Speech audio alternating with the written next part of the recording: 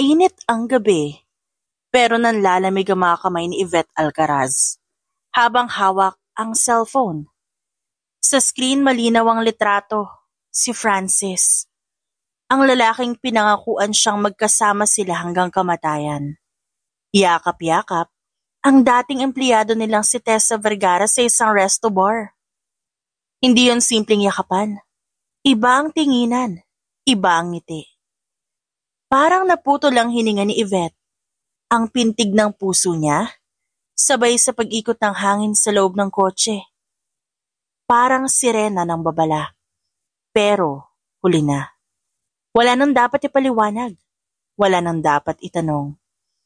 Pag-uwi niya sa kanilang bahay, tahimik ang paligid. Maliban sa tunog ng orasan sa sala at lagaslas ng ulan sa labas. Dinig niya ang pagbukas ng pinto ng kanilang silid. At nang lumabas si Francis, galing sa banyo, nakatapis lang ng tuwalya, wala siyang ibang nakita kundi kasinungalingan sa mga mata nito. Saan ka papunta? Malamig niyang tanong habang pinipigilang manginig ang boses. Office. Simpleng sagot ni Francis. Sabay lapit para halikan siya sa pisngi. Ngunit umatras si Yvette. Office. Gabi na, Francis. O baka naman ibang opisina ang papasukin mo ngayon. Tahimik. Ilang segundo bago ito tumawa ng pilit. Yvette, don't start again. Napagod lang ako sa trabaho. Di ko alam kung saan ang galing yan. Mabilis na sinampal ni Yvette ang asawa. Malakas. Sapat para kumalat ang tunog sa buong bahay. Huwag mo kong gawing tanga, Francis. Alam kong may ibang babae ka. I hired an investigator and guess what? Tagal niyo na pala akong ginagawang tanga ni Tessa. Nakita niya kung paano nagbago ang ekspresyon ng lalaki. Mula sa pagtataka, patungo sa pagkairita. Tessa, you're unbelievable. Lahat na lang na babae sa paligid ko pinaghihinalaan mo. Talagang paghihinalaan ko? Sigaw ni Yvette. Because I have evidences at bago ko pa nalaman maraming sinyales. Mabilis siyang naglakad patungo sa sofa at kinuha ang polo. Magsimula tayo dyan. Tinapon niya ito sa lalaki. Hindi ako gumagamit ng mga kapal na lipstick. Pero bakit may ganyan? Tahimik na pinulot ni Francis ang polo nitong nahulog sa sahig. Di ko kailangan magpaliwanag kung ayaw mo makinig. At doon siya tuluyang sumabog. Habang ako, araw-gabi, nagdadasal na magkaanak tayo, ikaw binubuntis mo yung iba? Kung sino-sinong babaeng kinakama, nakakadiri ka! Napatigil si Francis, pero wala itong sagot. Sapat na ang katahimikan para maging kumpirmasyon ng lahat. Hindi pa man tapos ang sigaw niya, biglang lumuhod si Yvette. Parang naputol ang tuhod niya at ang mundo'y tumagilid ng walang babala. Napahawak siya, satya na ilang linggo niyang iniingatan. Munting pag-asang pilit niyang pinoprotektahan kahit wasak na ang puso niya.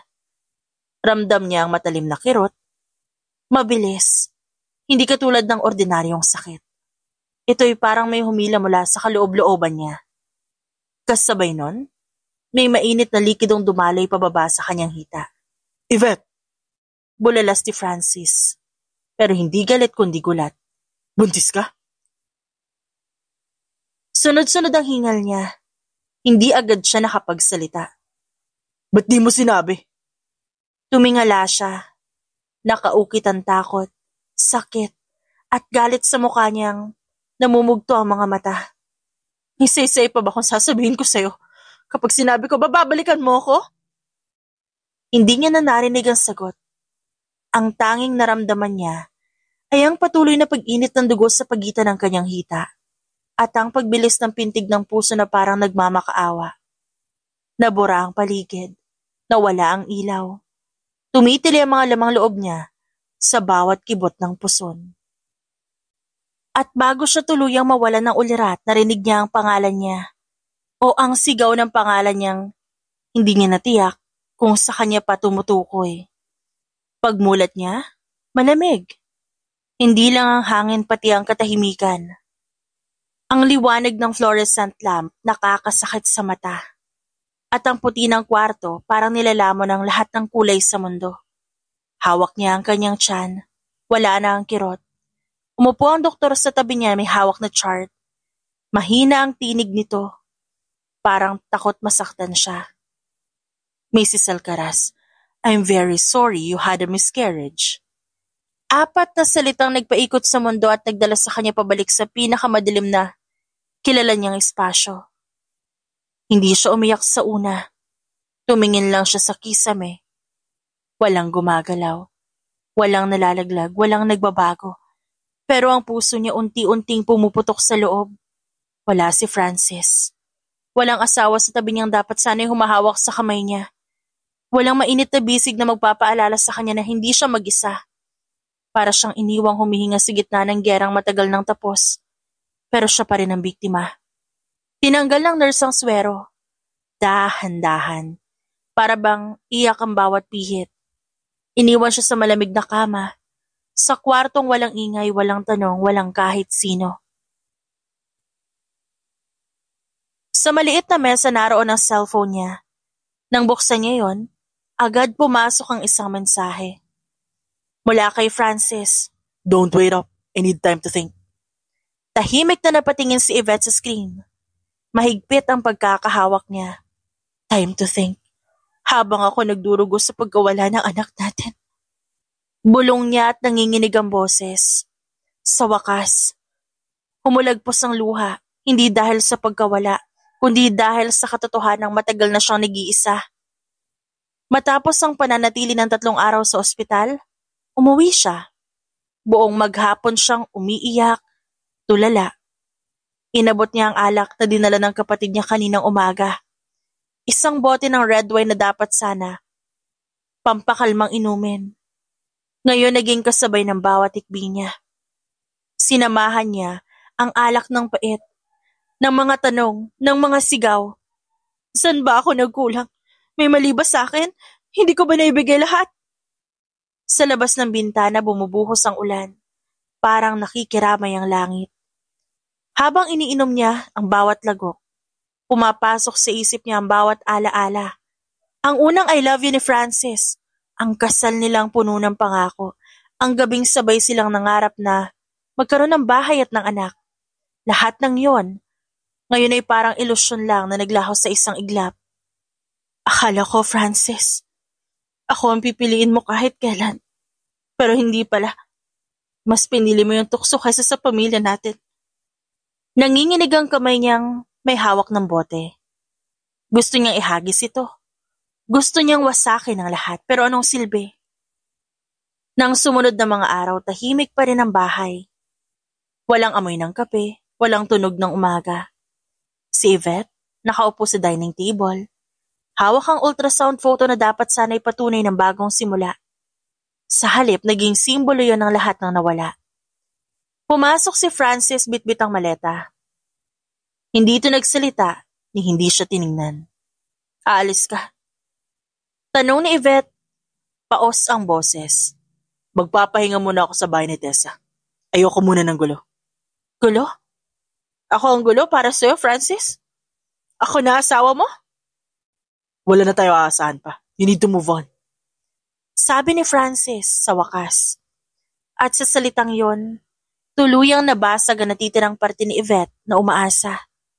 Gusto niyang magwala. Gusto niyang saktan ito pero hindi niya magawa. Sadyang mabigat ang sakit na kanyang dinadala na maski katawan niya'y pagod na. Pagkalipas ng ilang oras, wala na si Francis. Naiwan siya sa bahay na puno ng alaala. Ang amoy ng kulo nito sa unan, ang mga basong may marka ng kanilang dating pagtatawanan. Ngunit ngayon, lahat yon parang multo sa isang buhay na hindi nababalik pa. Pumasok siya sa silid, tinitigan ng salamin. Ang babaeng nasa harap niya, maputla, namumugto ang mga mata, basag ang tingin.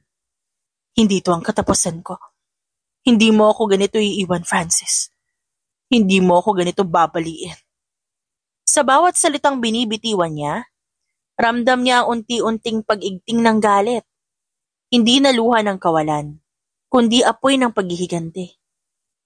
Itinaas niya ang kamay at pinahid ang mga luha. Ang dating marupok na babae, unti-unti nang naglalaho. Ang pumapalit ay si Yvette Alcaraz na hindi naiiyak para sa lalaking bumigo sa kanya. At sa katahimikan ng gabing yon, nagsimula ang isang pangakong hindi niya kailanman binitiwan.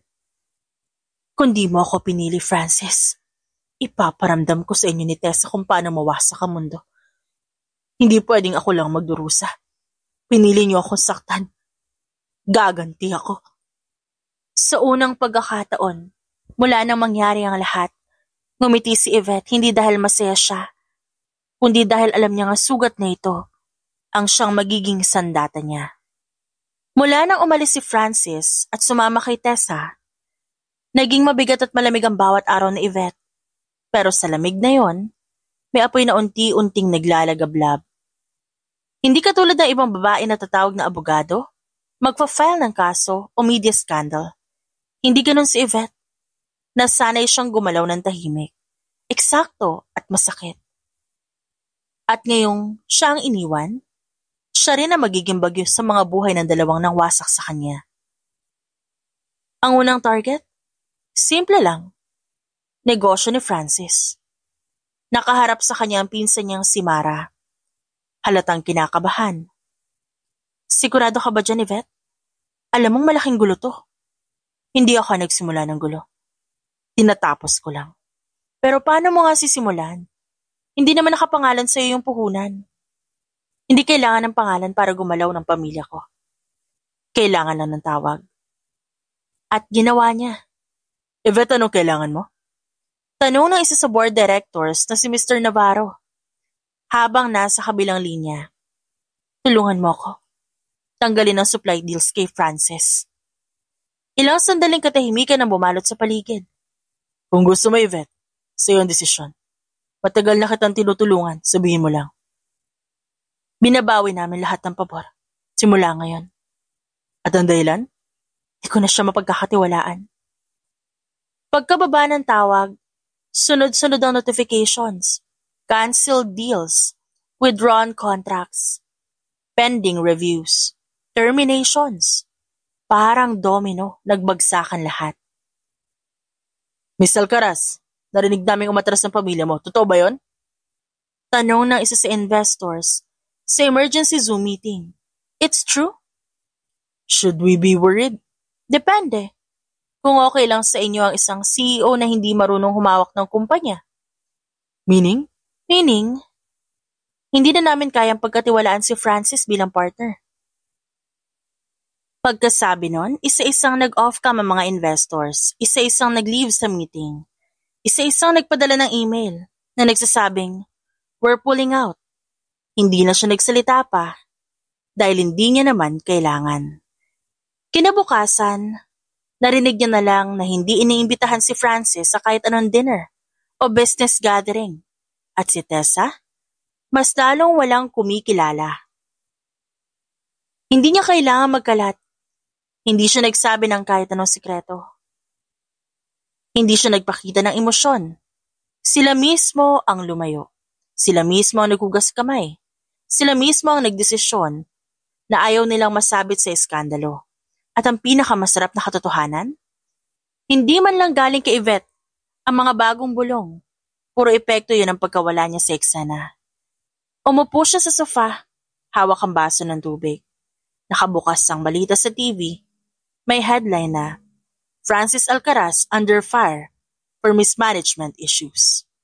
Hindi siya ngumiti, hindi rin siya nalungkot. Walang awa sa mukha niya. Galit lang. Galit na tahimik. Sinakal at itinago na hindi lumalampas sa labi. Galit na mas epektibo kaysa pagsigaw. Galit na sapat para sunugin ang mundo ng lalaking sumira sa kanya. Nang hindi siya nadudumihan.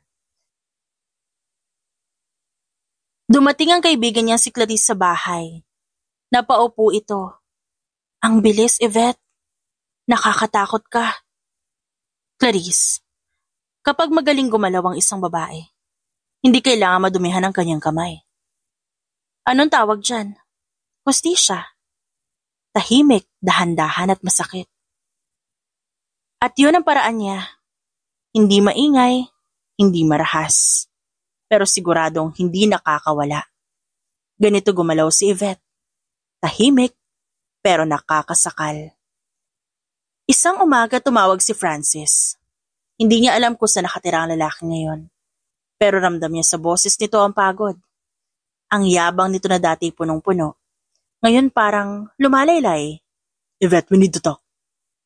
Hindi siya agad sumagot, pinatagal niya ang katahimikan. Ano naman pag-uusapan natin? About what you did sa mga negosyo ko. Negosyo mo na ako ay nagtayo at nagtaguyod?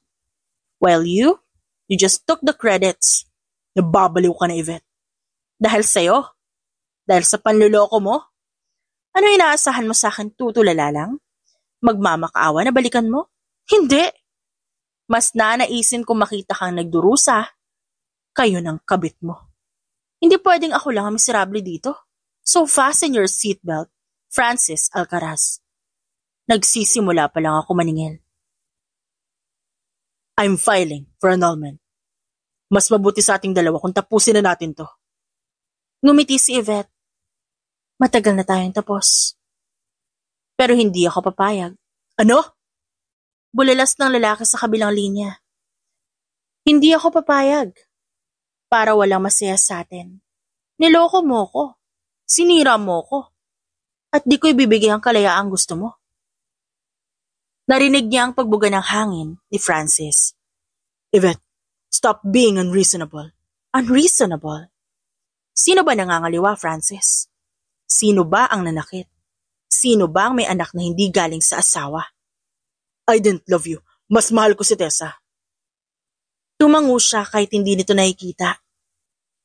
At least ngayon, kaya niya nang tanggapin ang masasakit nitong salita.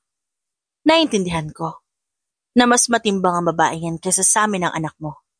Ni hindi ka man lang nagluksa. Kaya nagtataka ako kung ba't mo nagawang magmahal habang may isang inosenteng buhay na nasayang. Hindi sumagot ang lalaki. Buhay ang inutang niyo sa akin. Buhay niyo rin ang kapalit. Tandaan mo yan, Francis. I will haunt you hanggang sa hukay. Isang araw, nagpunta si Francis sa bahay. Kailangan daw nitong kunin ng ilang gamit. Kasama si Tessa. Hindi man lang nagpaalam, basta lang pumasok. Pinaakit niya lang ang mga ito, pero bago yon, tinitigan muna niya si Tessa mula ulo hanggang paa. Ang babaeng minsang nangangarap maging katulad niya. Sosyal, mayaman at may karangalan. Ngayon nakasuot ng mumurahing damit, halatang kulang sa tulog, at kinakabahang pasimpleng nakatago sa likod ni Francis. Magandang araw! Saad ni Yvette, malambing, pero parang may kutsilyong nakatakip sa likod ng bawat salita. Yvette, di kami magtatagal. Sagot ni Francis sa kanya. Of course, kasi wala kayong karapatan dito. Tumingin siya kay Tessa ng diretsyo at walang paggalang. Nice to see you here, Tessa. Bilib din naman ako sa kapalan ng pagmumukha mo. Hindi ka man lang nahiyang mang-agaw? Nanlaki ang mga mata ni Tessa. Yvette, please. Hindi to ganon. Hindi ganon. Kabit ka. Diyan umiikot yon. Naiiyak na ang babae. Kaya mas lalo pa siyang umiti. Huwag kang umiyak dito sa bahay ko. Walang lamay dito. Yumuko si Tessa. Nanginginig at mas lalo niyang binanatan. Ayokong pirmahan ng annulment. Para ang kabit, mananatiling kabit. No one deserves to be happy. Yvette, sumusobra ka na. Sabi ni Francis. Sobra na? Di ba kayo ang nauna? Di ba kayo ang sumobra? Hindi ka ganyan dati. Naglakad siya papalapit. Mabagal at mahinahon. Pagdating niya sa tapat ni Francis, tiniyak niyang titingalain ito ang bagong bersyon niya. Hindi niya kayang kontrolin. Dati mahal kita. Dati may respeto ako sa'yo. Pero ngayon, dalawang basura na lang kayo sa paningin ko. And if you want me to spare your lives, leave! Tinuro niya ang nakabukas na pinto. Hindi niya kailangan sumigaw. Hindi niya kailangan magwala. Ang katahimikan niya, yun ang pumatay sa kanila. Sa bawat linggong lumilipas, mas dumulubog ang negosyo ni Francis. Mas gumuguho ang social circle nila. Mas umiikli ang pasensya ng board. Mas sumisikip ang mundo ng dalawang naging dahilan ng pagkawasak niya. Habang si Yvette nanonood lamang. Umiinom ng kape habang pinapanood ng resulta ng mga desisyon nila. Muli siyang sinubukang kausapin ni Francis tungkol sa annulment. Minsan umiiyak ang lalaki, minsan galit, minsan nakikiusap. Pero iisa lagi ang sagot ni Yvette. Hindi. Bakit ba? Minsang sigaw ni Francis. Ayaw mo kaming palayain. Mas masakit ba para sa'yo makita masaya kami? Hindi ako papayag na maging masaya kayo. Niloko mo ako, Francis. Sinira mo ako. Hindi kita bibigyan ng kahit anong bagay na maging magaan para sa inyo ni Tessa. Hindi nakaimik si Francis. Walang lumabas ni isang salita sa bibig nito. At bago ito makaalis, sumigaw si Yvette. Ang kabit na pinili mo. Oo, mananatili siyang kabit. Hinding-hindi siya magiging asawa. Hinding-hindi magiging legal. Narinig niyang humikbi si Tessa sa loob ng kotse at doon siya napangiti. Hindi tapos ang laban. Hindi pa ito ang dulo. Pero ito ang simula na isang babaeng hindi nababasag. At para kay Yvette, ang tahimik na paghihigante ang pinakamatinding uri ng paglaban. Kahit na unti-unting nagbunga ang bawat tahimik na paghihiganti niya, hindi niya may kailang may kakaibang bigat na bumabalot sa kanyang dibdib. Sa tuwing napapanood niya si Francis na nahihirapan, o si Tessa na halos di makatingin ng diretso kahit kanino, may munting kirot na kumakalabit sa kanyang kaloob-looban. Hindi dahil naaawa siya, kundi dahil may tanong na paulit-ulit, nasaan ang dating siya? Sa halip na magdulot ng saya, ang paghihiganti niya ay parang lasong unti-unting sumisira sa katahimikan ng kanyang isipan. Kapag gabi, mag-isa siya sa kwarto. Pagod sa pag-iisip, pagod sa galit, pagod sa pabalik-balik na sugat na akala niya maghihilom kapag gumanti siya pero hindi pala ganun kadali. Isang gabi habang nakaupo siya sa veranda, may dumating na taong hindi niya inakalang magsasalita laban sa kanya. Si Clarice. Isa sa pinakamatagal niyang kaibigan. Tahimik itong umupo, walang dalang alak o tsaa. Yvette, kailangan natin mag-usap. Napatingin lang siya sa madilim na kalye, kung saan dumadaan ang mga sasakyan, na parang walang pakaalam sa dinadala niyang bagyong personal. Ano na naman? Yvette, mali na yung ginagawa mo eh. Mali? Ako pa ngayon ang mali. Hindi ko naman sinasabing wala kang karapatang magalit. Pero yung ginagawa mo, yung pagsira mo kay Francis at Tessa, iba na yan. Saad ni Clarice, mahinahon pero matatag. Maikling natawa si Yvette. Clarice, babae ako. Iniwan ako. Niloko ako. Binigyan ng matinding sakit. Ano pa bang dapat kong maramdaman? Sabihin mo nga. Galit. Oo, valid yung galit mo, Yvette. Walang magdududa doon. Then why are you here? To defend them? Sila na nga yung mali, sila pa may kakampi. Umigting ang panga ni Yvette. Ramdam niyang tumitibok ng mas mabilis ang puso niya. So ako pa ang masama. Ako pa yung mali. Ano gusto mong gawin ko? Mag-move on na lang? Hoy! Hindi ikaw ang niloko. Hindi ikaw ang sinaktan. At hindi ikaw ang namatay ng anak. Hindi ko sinasabing masama. Hindi sa ganon. Sagot ni Clarice pero namumuo na rin ang luha sa gilid ng mata nito. Pero nagiging toxic ka na. Hindi lang kay Francis, hindi lang kay Tessa, pati sa amin. Pati sa sarili mo. Natahimik si Yvette. Hindi dahil napaisip siya, kundi dahil naramdaman niyang may tumama sa isang sugat na ayaw niyang galawin ni naman. Clarice, huwag mo akong lecturean. Pero tumuloy ang kaibigan niya. Hindi ito natinag sa sinabi.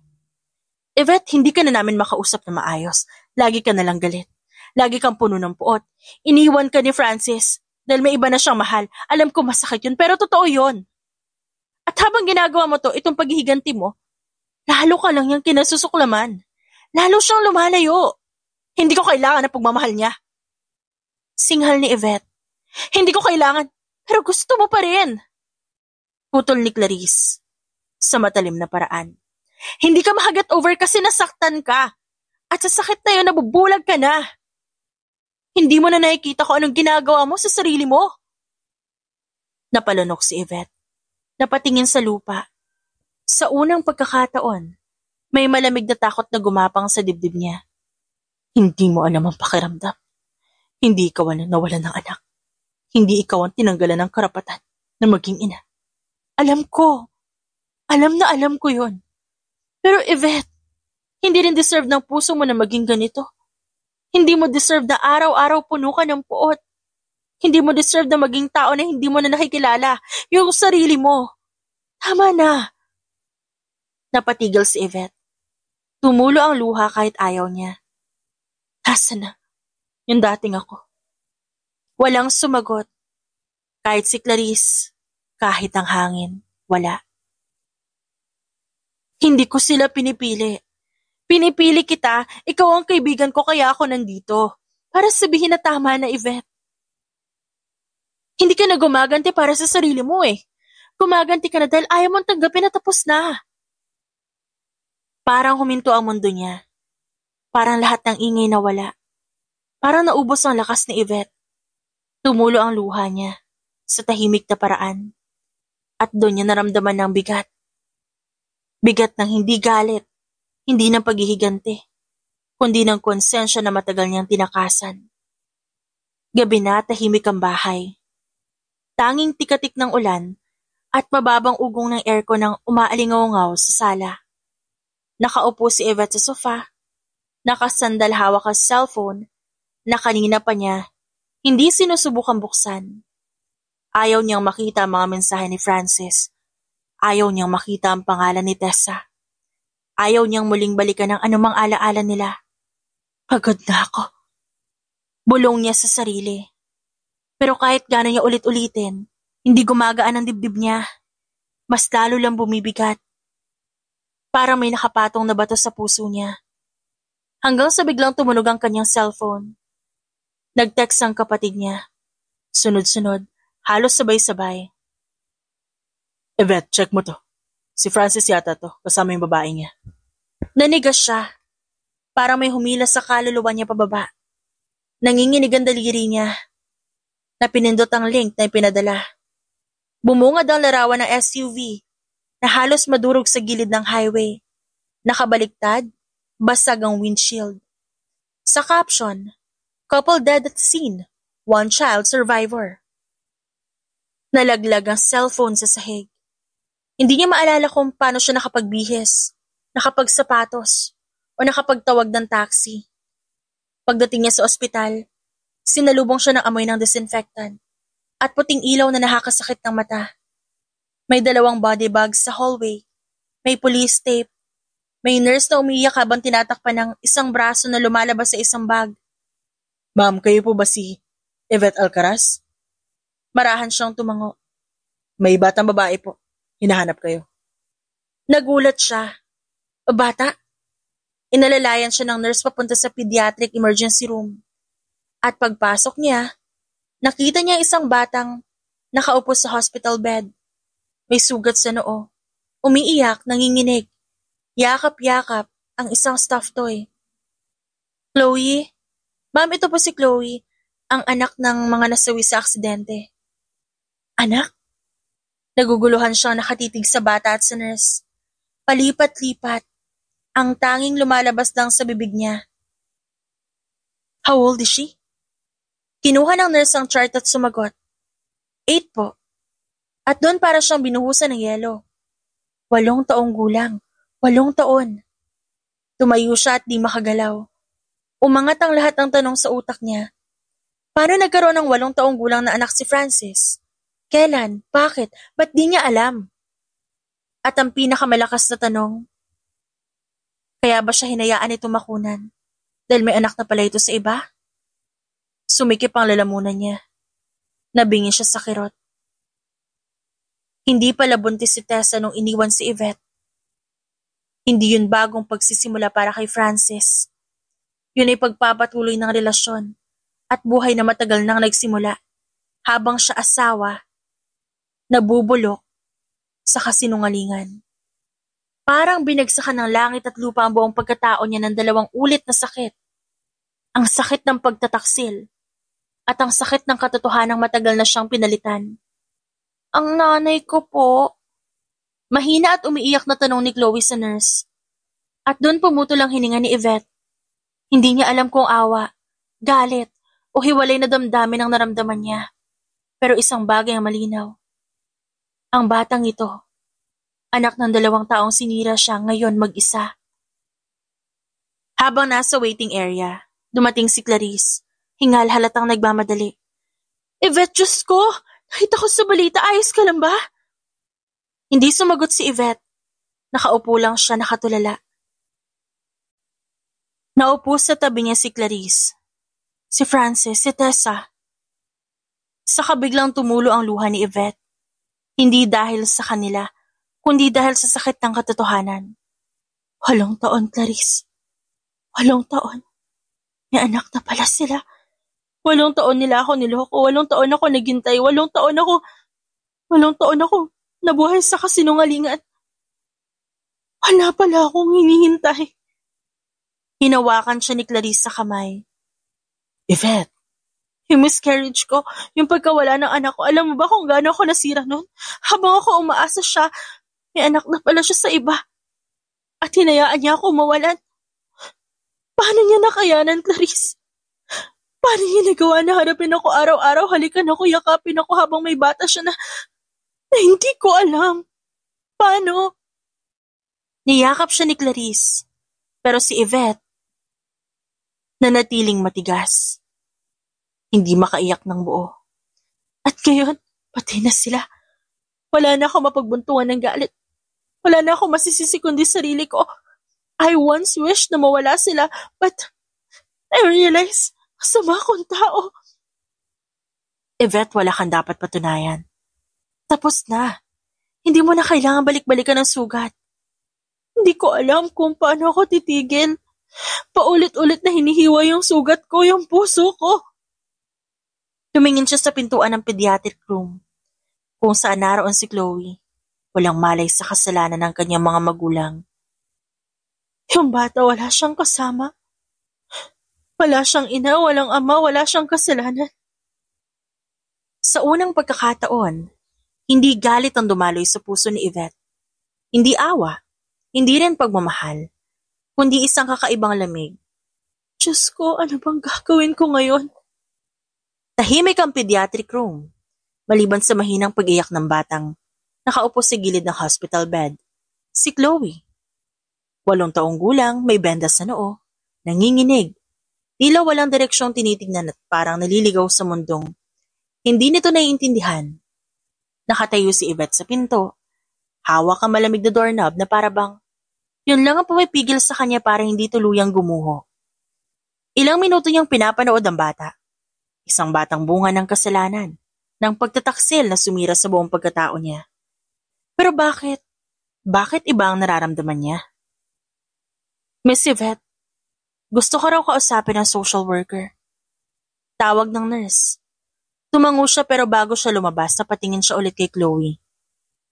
Isang imahe na humihila sa loob niya. Ang imahe na hindi niya akalaing kaya niyang tingnan ng hindi nasasaktan. Naabutan niya ang social worker at 2 matandang pamilyar na muka. Ang mga magulang ni Tessa. Nakaupo sa waiting area, parehong gulat, pagod at halatang hindi alam ang gagawin. Ma'am Alcaraz, bungad ng social worker. We just wanted to clarify some things. The child, Chloe, needs a guardian.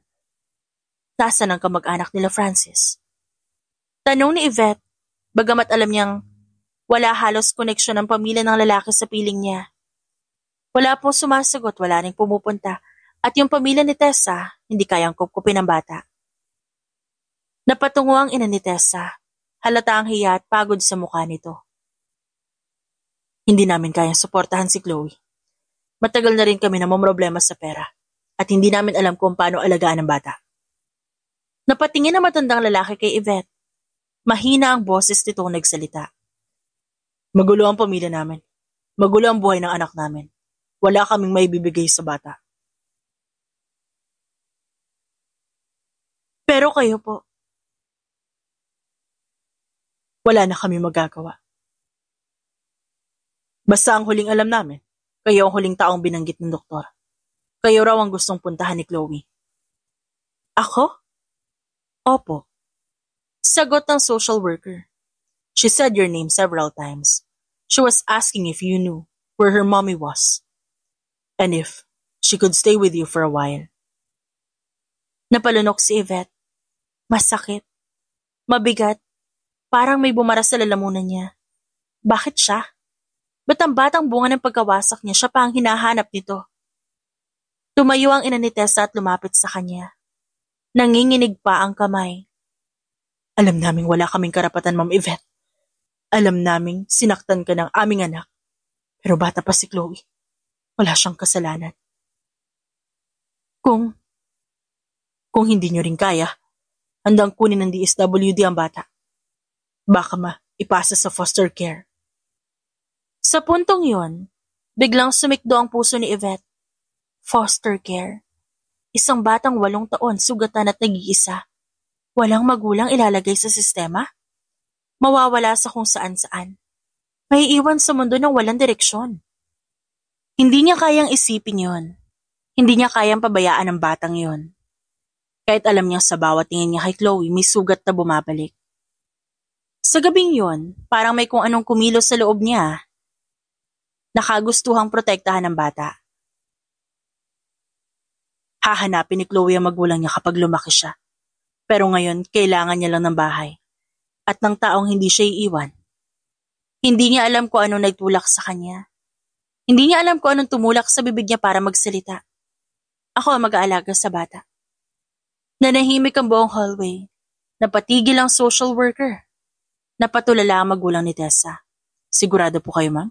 This is a huge responsibility. Wala may gusto sa kanya, di ba? Hindi ko kaya makita siyang mawala sa mundo na parang wala siyang kahulugan. Tumango ang ama ni Tessa sa mabigat na paraan. Kung yun ang desisyon mo, buong puso kaming pumapayag. Hindi alam ni Yvette kung ba't nasasaktan siya sa pahintulot na yon. Parang pinapabayaan nila ang bata. Pero sa halip na magalit, mas lumalim ang awa niya. Pagbalik niya sa pediatric room, nakikita niyang tulog si Chloe. Hawak pa rin ang stuffed toy. May bakas ng luha sa pisngi. Tumabi siya sa kama. Hindi masyadong malapit, pero sapat na para maramdaman ang init ng bata. At sa unang pagkakataon mula nang mamatay si Francis at Tessa, mula nang malaman niyang buo ang katotohanan, mula nang mabigyan siya ng pinakamasakit na sugat, nakaramdam si Yvette ng kakaibang kapayapaan. Isang kapayapaang hindi niya inaasahan. Doon niya napagtanto. Hindi niya kayang ipagpatuloy ang galit habang may batang nakatingin sa kanya na wala ng mundo. Huminga siya ng malalim. Marahan. Halos hindi marinig. It's okay. Huwag kang matakot. Hindi kita pababayaan. Lumipas ang mga buwan at unti-unting nagbago ang takbo ng buhay ni Yvette. Mula sa araw na inuwi niya si Chloe mula ospital, nag-iba ang ritmo ng umaga, ng gabi, ng lahat sa pagitan. May bagong boses sa bahay, bagong tawanan, bagong iyakan at bagong pangangailangan. At sa bawat araw na lumilipas, mas lalo siyang natututong maging ina. Pero ang pagiging ina, may kasabay na lihim. Isang lihim na siya lang ang may dala.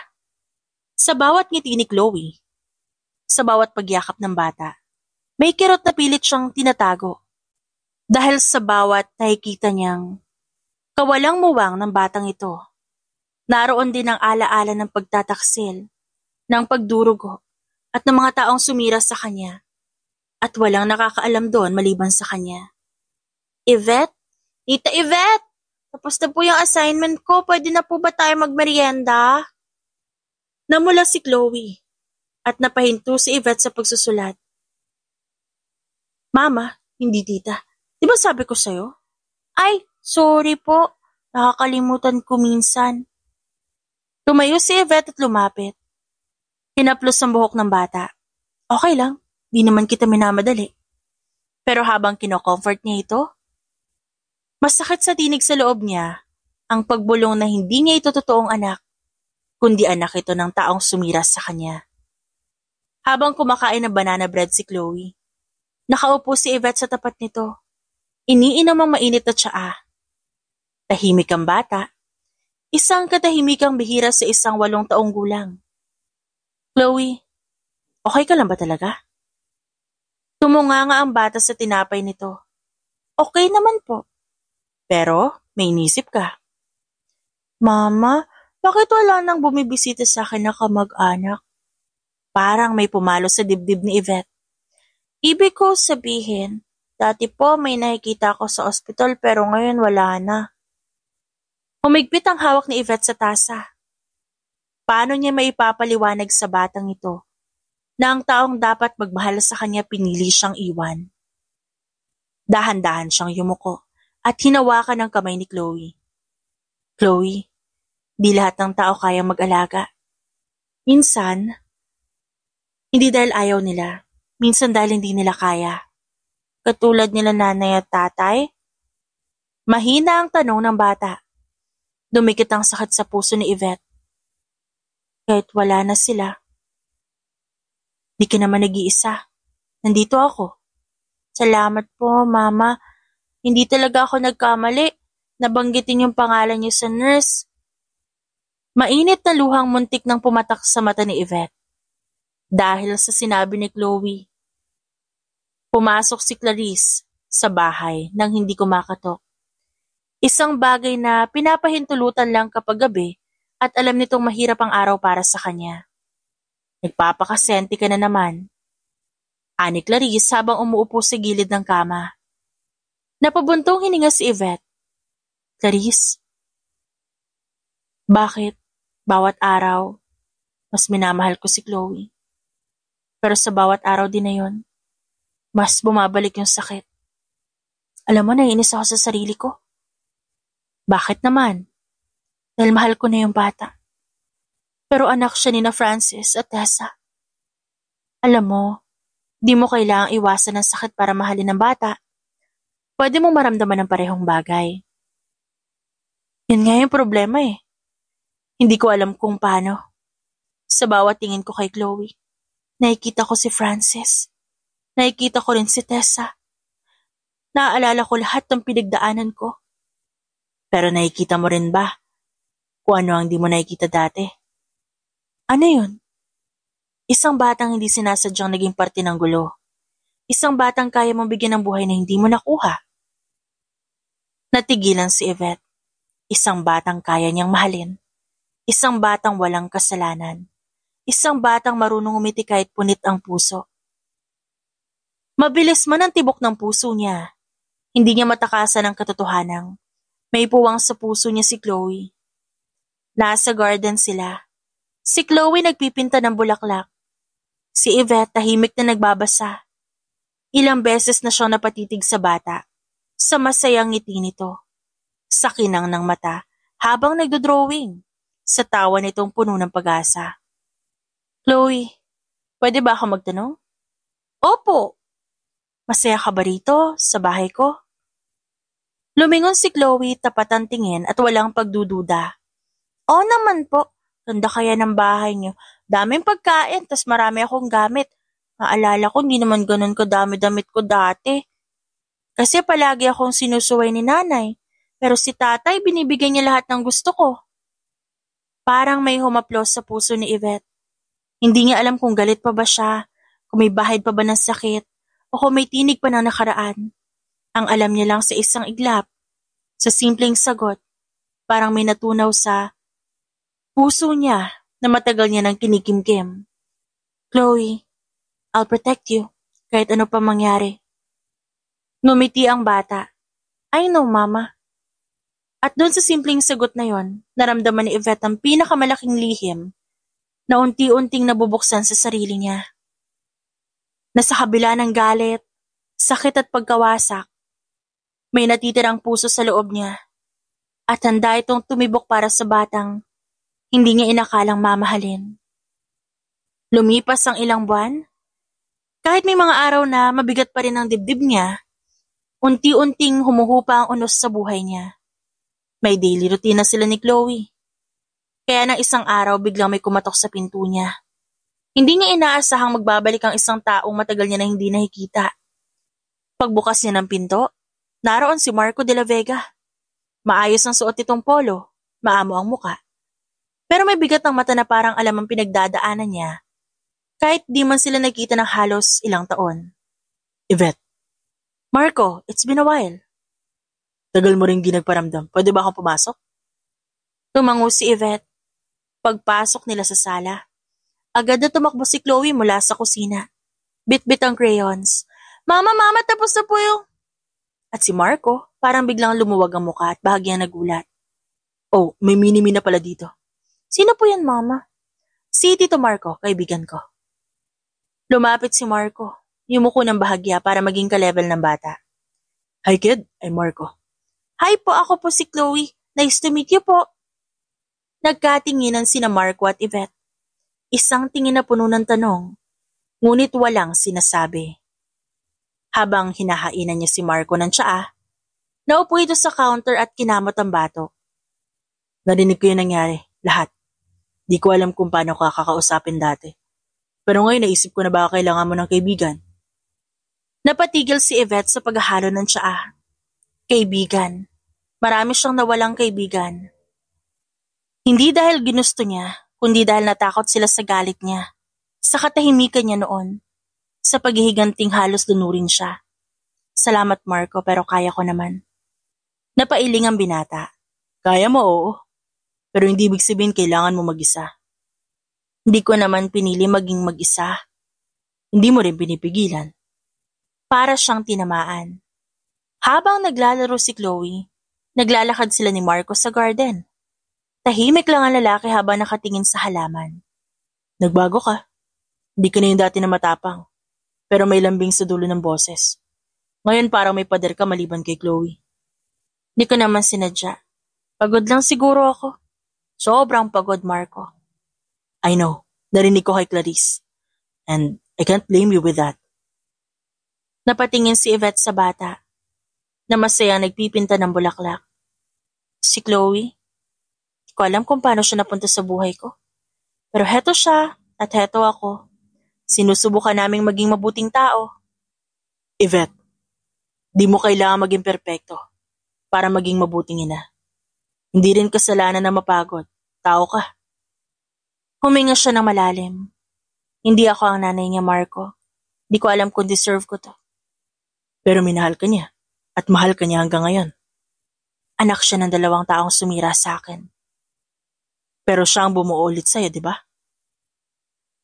Napatingin si Marco kay Chloe, saka bumalik ang tingin sa kanya.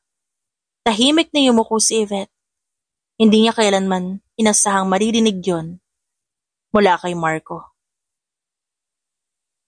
At aaminin niya, parang gumagaan ang kanyang dibdib. Nang matulog si Chloe, nagalok si Marco na ayusin ang bulb sa hallway na ilang araw nang sira. Di mo kailangan gawin yan, pwede naman ako magtawag ng gagawa niyan eh. Ako nang gagawa.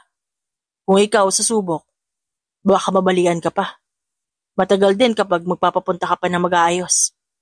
Napairap si Yvette, pero napangiti din. Pagkatapos ayusin ang ilaw, lumapit sa kanya. Kung kailangan mo ng tulong, kahit simpleng pagdating sa school ni Chloe, o pag-aasikaso kapag may meeting, sabihin mo lang. Marco, hindi mo kailangan. Gusto ko. Putol nito. Walang pag-aalinlangan. At doon, may kumislot sa puso ni Yvette. Hindi malakas, hindi biglaan, hindi nakakatakot. Isang maliit na init lang. Pag-uwi ni Marco, naiwan si Yvette sa pinto.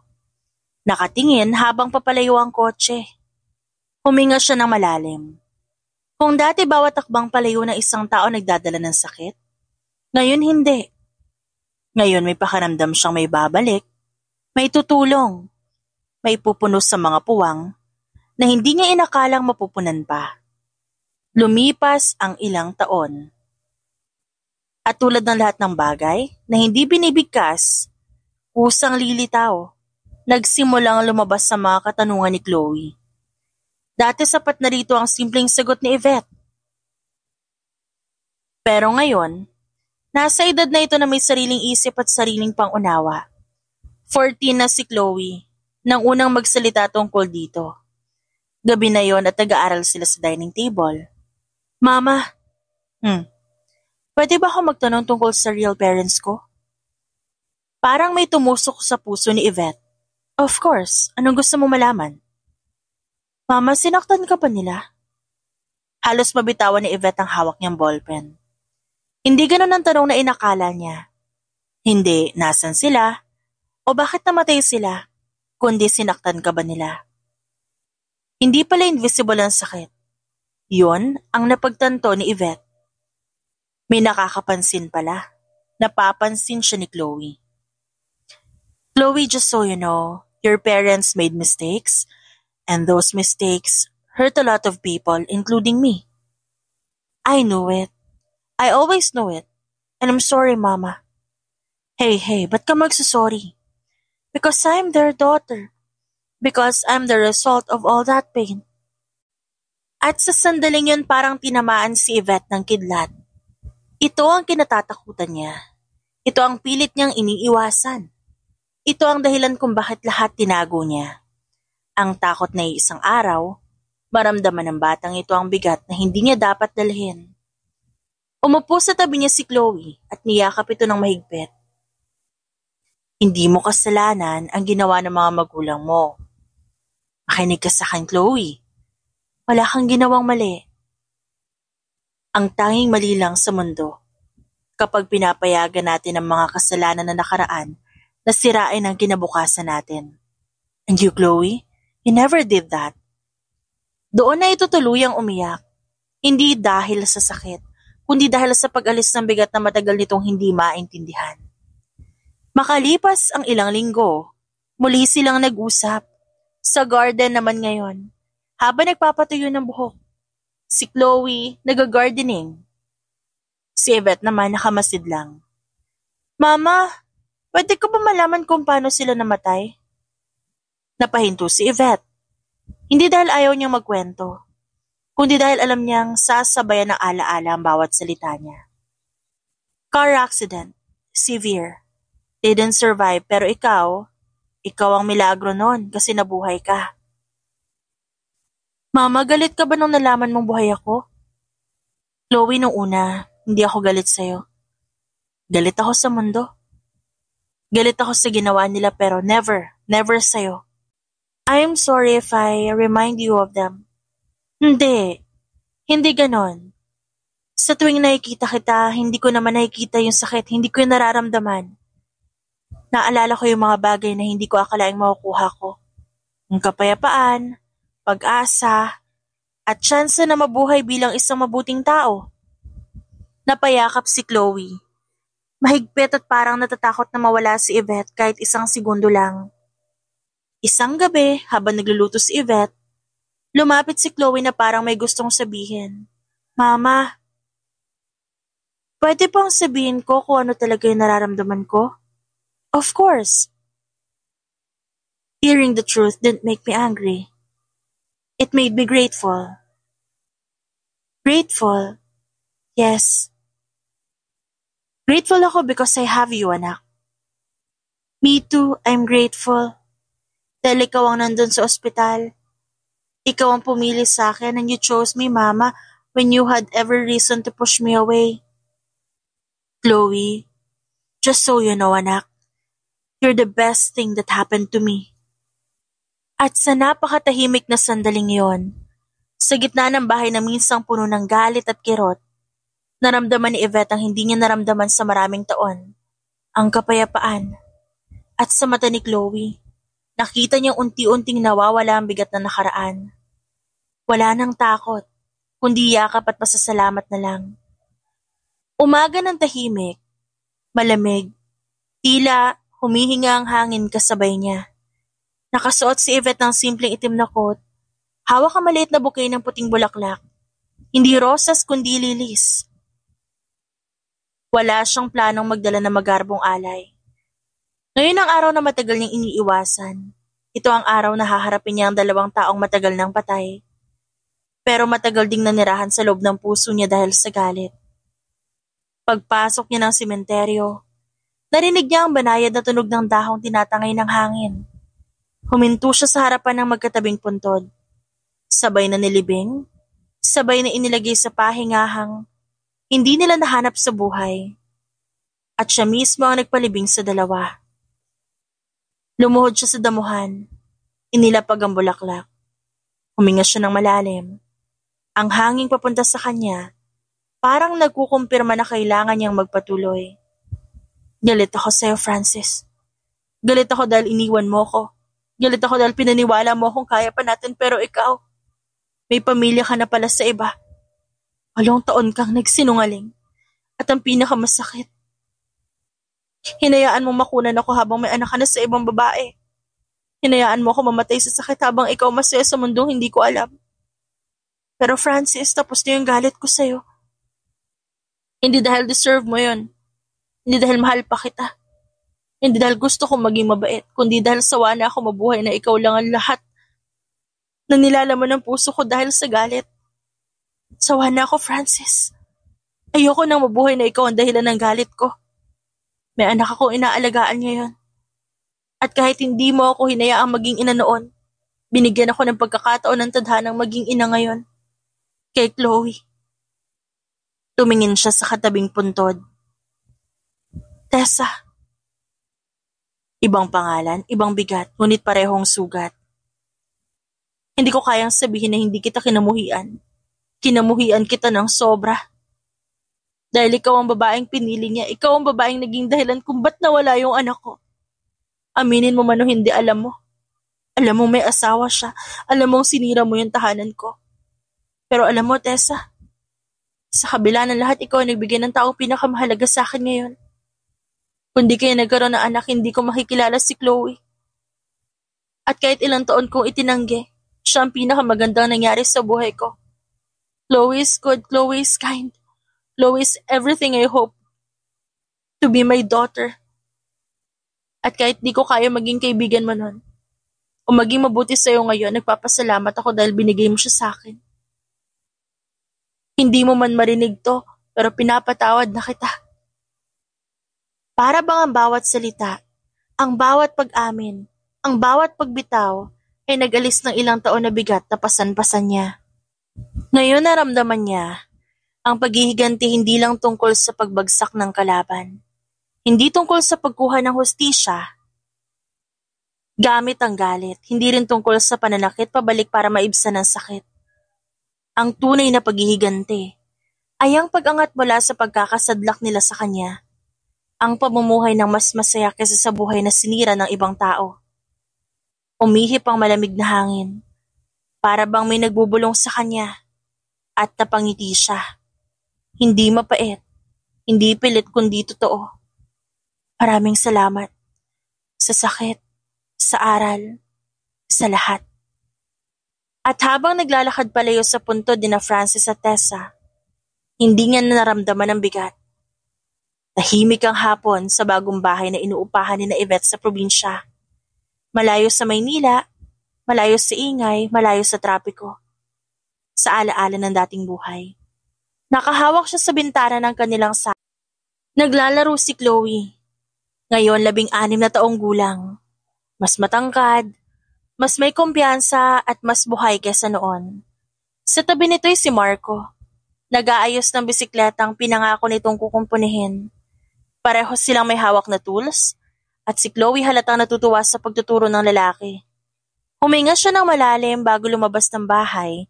Dala ang 2 baso ng fresh lemonade. Break muna kayo. Napatingin si Chloe at agad tumakbo papunta sa kanya. Mama, tignan mo, marunong na ako magpalit ng chain. Talaga? Mukha namang si Marco ang gumawa niyan eh. Mama naman, si Tito Marco na guide lang. Guide lang? Kunwaring tanong ni Marco at nagtaas ng kilay. Ako ang nagligtas sa dramang mechanical mo, no? Tito? At doon napangiti si Yvette. Isang ngiting hindi nakakapagpaliwanag kung gaano kagaan ang puso niya ngayon. Ang tahimik dito parang ibang mundo, parang paraiso. Tahimik pero masaya. Sagot ni Yvette habang pinagmamasdan ng tanawin. Mas okay ka na? Mas okay. Hindi ko sasabihing wala ng sakit, pero hindi ko na siya pinapaupo sa tabi ko tuwing gabi. Tumango si Marco at ngumiti. Hindi mo alam kung gaano ko gusto marinig yan. Bakit naman? Dahil noon, parang hindi ka na nakakahinga. Parang bawat araw mo may dala kang bato. Ngayon nakikita ko na yung lumang Yvette, pero mas matatag, mas totoo.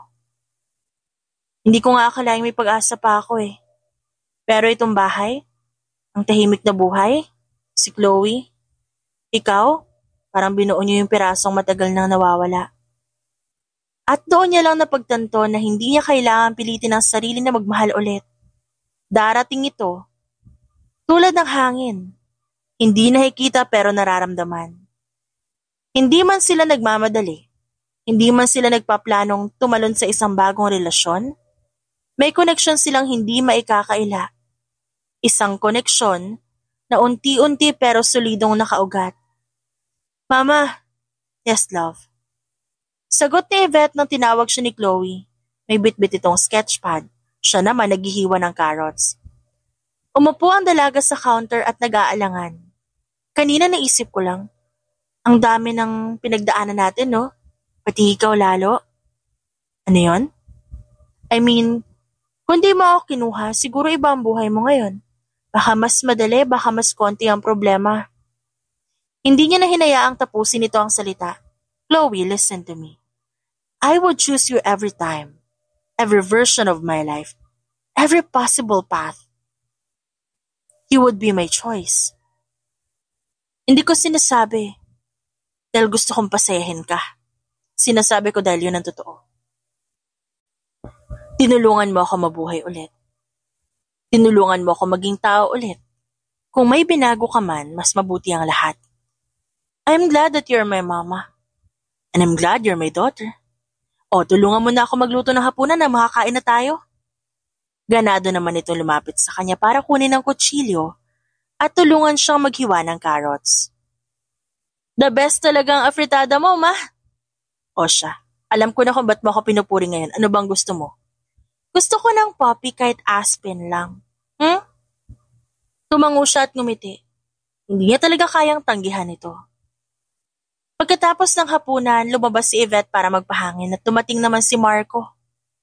May dala itong tasa ng mainit na tsaa. Para sa'yo. Salamat. Umupo sila sa bench sa hardin. Tahimik. Hindi nakakailang, hindi mabigat. Alam mo minsan, iniisip ko ba't ang dami nangyari sa akin? Ba't kailangan kong pagdaanan yun? Ba't ako pa? Tingin ko kasi kaya mo. At kasi may darating na taong kailangan ka rin ng buo. Si Chloe? Si Chloe. At baka iba pa. Hindi na kumibo pa si Yvette. Pero naramdaman niyang kumistot ang puso niya sa huling sinabi ni Marco. Hindi niya pinansin, hindi pa oras para doon. Habang pinapanood nila si Chloe na nagpapakain ng pusa sa gate, napangiti si Yvette. She's happy. Tumango si Marco.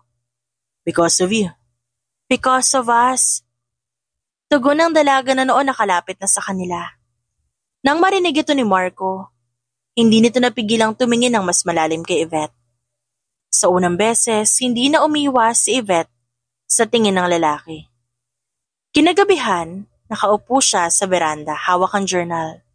Minsan lang siya magsulat. Pero ngayong gabi parang hinihila siya ng puso niyang ilabas sa mga salita. Tumulo ang luha niya sa mga natutunan sa nakalipas na mga taon. Naramdaman niya ang kapayapaan na hindi niya akalaing darating. Chloe saved her. Marco helped her heal. And that she learned that forgiveness isn't for those who hurt her. It's for her itself so she can live again. Sa puntong yun sumilip si Chloe sa veranda. Mama, sleep na.